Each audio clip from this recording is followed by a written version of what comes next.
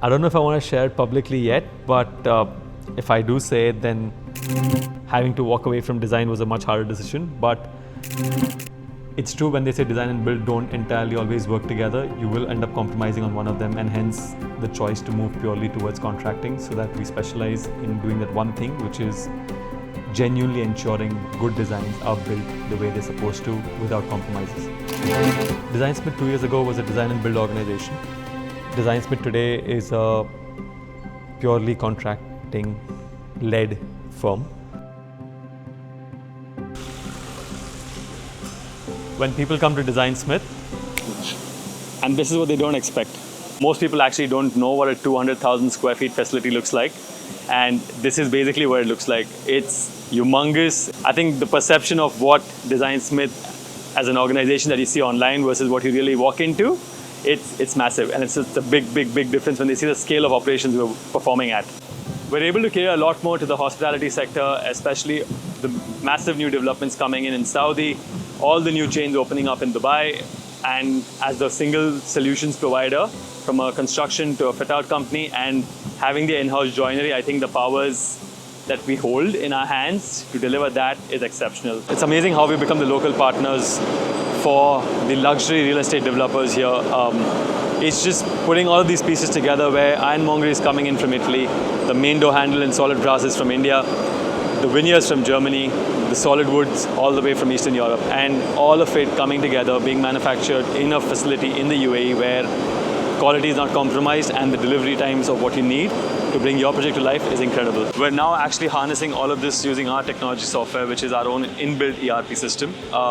Live dashboards for clients, daily project trackers, so you know exactly where your project stands, you know exactly which items are in production, and that's exactly the same app that we're using in-house with our teams and also offering to clients.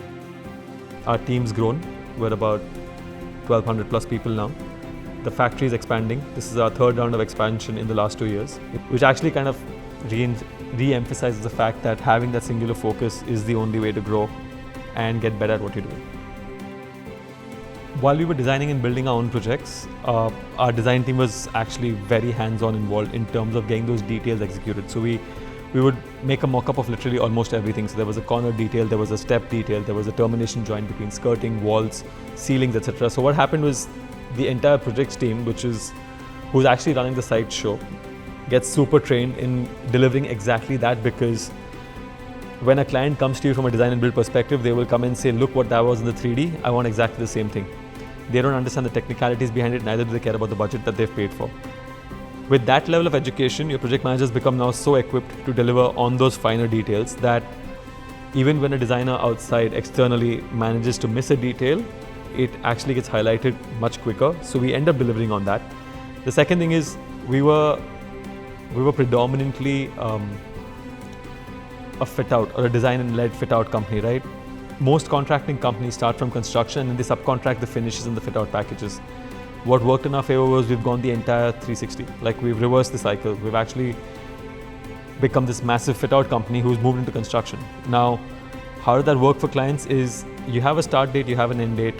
We take over the entire package, and that's actually our contractual obligations. So from a construction to a fit-out company, when it's so vertically integrated, all the timelines align and sync, where you become actually the only sole runner in the project. So I think that's worked extremely well in our favor, where there is a shortage of good contractors, especially the ones who specialize in high-end finishes.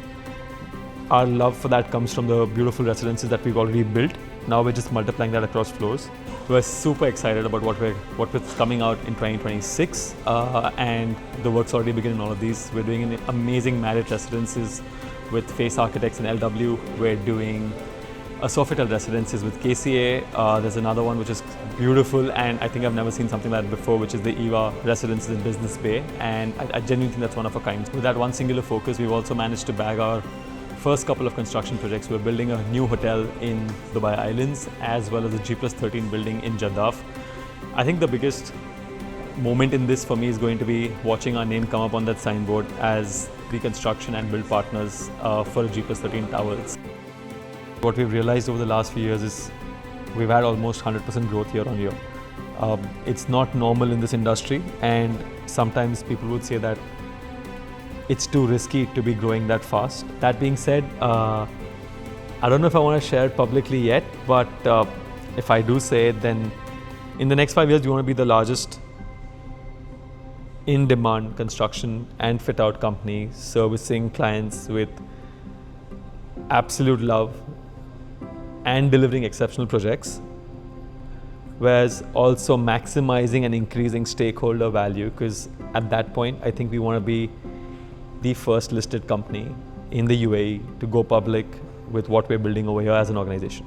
So that was decided 2 days ago, and that's absolutely new and fresh off the press, but that's the direction we're going in.